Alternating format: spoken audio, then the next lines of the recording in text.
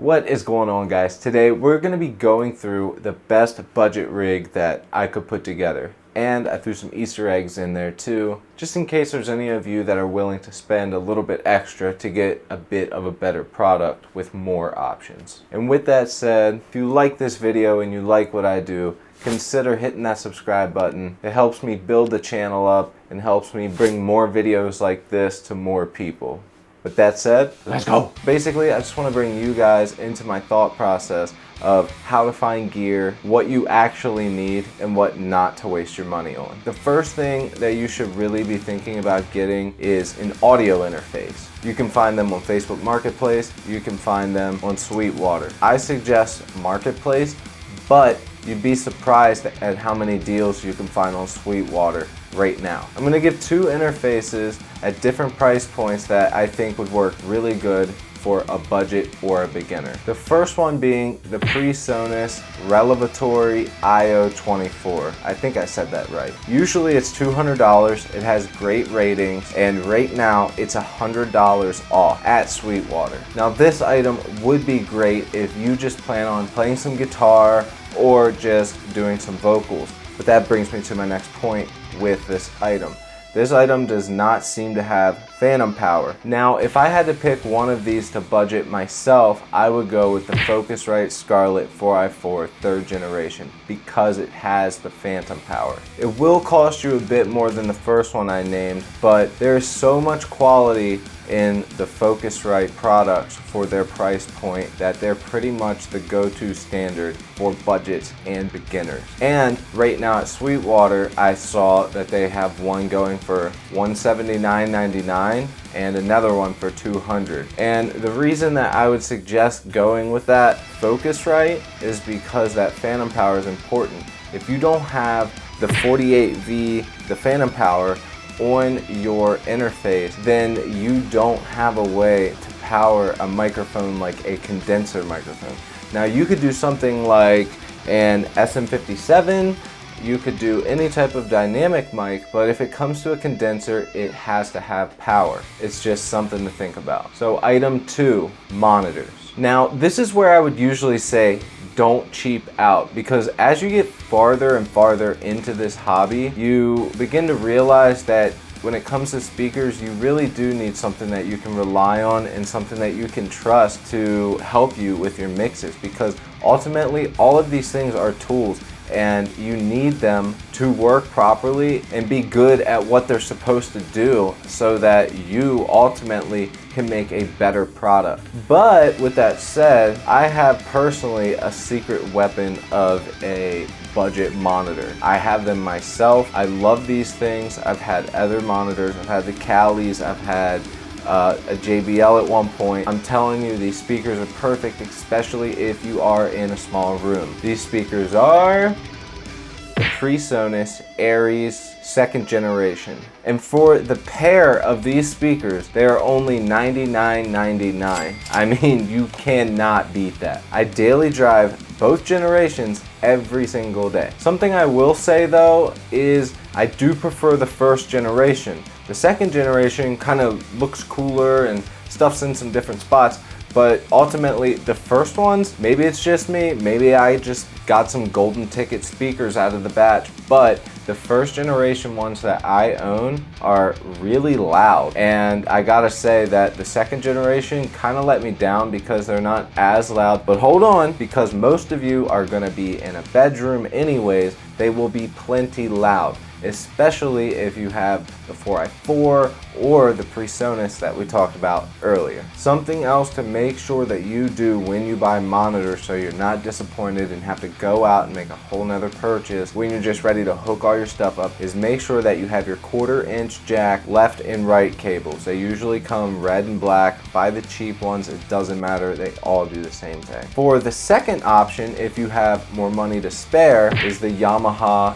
H5s. And they also have 3s and 8s and every size that you can think of. They're well-known monitors for a reason. Professionals, amateurs, everybody recognizes those white speakers. The last thing you want to do is have an 8-inch speaker in a super small room. Bigger speakers take up more desk room if you have your stuff on your desk, which leads me to my next item. Item 3, monitor stands. Now I know what you're all thinking. I don't need monitor stands. That's way too much money when I can just sit them on my desk. Listen, monitor stands aren't just an aesthetic thing. They aren't just to keep your desk clear. Although those things are very handy, monitor stands are to keep your monitors at ear level at all times. The monitor stands that I'm gonna suggest is pretty much any ones that you could find at your local Guitar Center or on Sweetwater. The reason I say find pretty much any ones that you can is because they're all based around the same price. All of the budget ones are anyways. But if I'm gonna give you a name brand with a price, we'll go with the Behringer SM5002. They're the cheapest ones that are adjustable and sit next to your desk. And item number 4, your desk. The 4th item on this list is another boring one, but trust me, it's not just about it being something exciting. It's about functionality and being able to have a constantly good workflow. Having to constantly worry about something when you want to be creative it sucks. Now, the desk I'm going to suggest is actually not on Sweetwater, although Sweetwater does have desks. I'm just saying that all their desks are marketed towards, studio guys, and they do have ones. I've actually bought one off of Sweetwater and it's great, but I think it's a little too pricey when there are other things that will suffice. The desk that I'm talking about is on Amazon. It's called the Sano desk. It is electric and adjustable. I actually have one right here. It is super awesome. You can save presets within your desk. So if you're sitting or standing, doesn't matter. This desk is $100. And yeah, I know there are cheaper desks, but remember, this is about finding the best budget. This is not about getting just the cheapest pieces of crap that you can get. This is about finding something that is good on a budget that is not going to break the average person's bank. So $100 for an electric desk,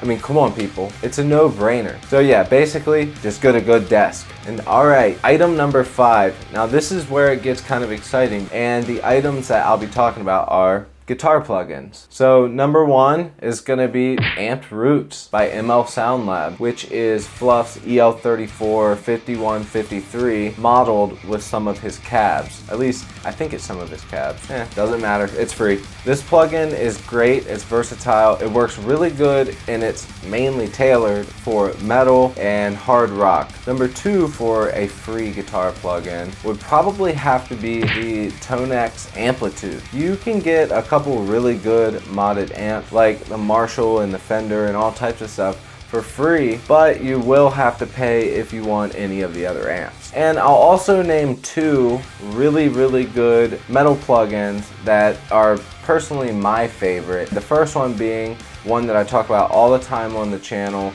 the STL Tones Tonality Lassa Lambert plugin. My second one is also a tonality suite from STL Tones, and this plugin is for Josh Middleton of Architects and the band Silosis. I actually just tried this one out, and I think it's probably becoming my new favorite. All right.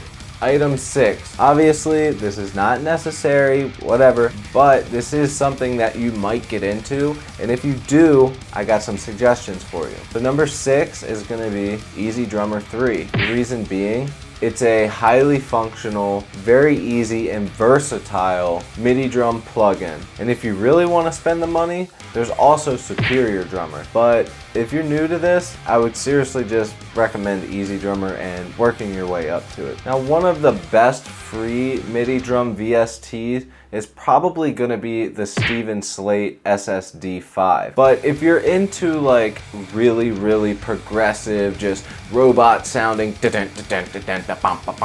just super genty metal, you want it to sound super robotic, super clean, super tight and percussive, you can get that with Easy Drummer, no problem. But if you want something that's mainly tailored for something like that, I would go with Get Good Drums. They have all types of packs. I personally have never used Get Good Drums, but I know a lot of people who do and who have. Which brings me to my last but definitely not least, your DAW, your DAW, your digital audio workstation. What do you want to use? Do you want to be yuppity and go with Pro Tools and spend all that money? Or do you want to go with something cheaper that can get the same job done, like Reaper? All of these other DAWs are capable of doing all the same thing. They are a tool that helps you get the music recorded. Essentially, that is all that it is. I personally used to use Pro Tools. I got over that phase after my buddy showed me how to use Reaper. For $60, you own your own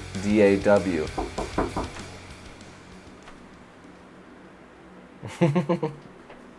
Alright guys, I think that's gonna about do it for today. Those of you who already have a setup, comment down below and let me know what your setup is. I actually would genuinely like to know. Hit that like button. I'll see you guys in the next one. Check you later. Peace.